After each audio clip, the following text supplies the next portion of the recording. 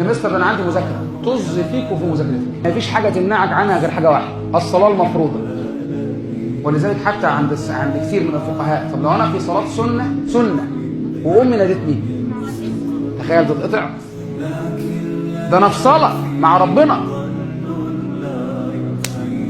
في الفريضه بس. طب في صلاه ثانيه بقى تطوع وهي ندهت زي الالف. طبعا انا وانت بعاد كتير عن الموضوع ده. انا وانت بنبقى نايمين على السرير وتنده هي، اول حاجه تعمل نفسك مش سامع. يعني اول خط دفاع. بعد بقى 10 دقايق، ايه ده يا ماما انت بتندهي؟ طب بالله ما بيحصل؟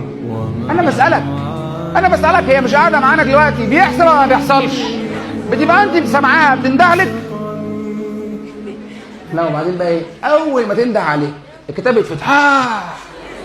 يعني يا جماعه تقومونا من على المذاكره يا جماعه. مش عارف يعني انا اول ما ربنا يهديني وابدا هقعد اذاكر يا كده يا ماما، كده يا ماما، ده انا بقالي ساعه بحضر نفسي ان انا اذاكر. اول ما الوحي جه قطعتيه يا ماما. بيحصل. انا كنت بعمل كده بس لما كبرت عرفت ان انا غلط.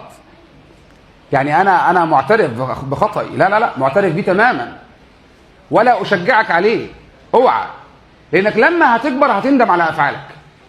فعارف ايه الشطاره؟ انك تلاقي حد ينصحك وانت صغير فتعدل من نفسك وانت صغير. ماشي، هو ربنا يديكوا طول العمر وتعدلوا احسن، كل يوم تبقى احسن من اللي قبله واحسن اخلاق وادب مع اهلك، الا ان الموضوع كارثي، هتكبر وهتعرف.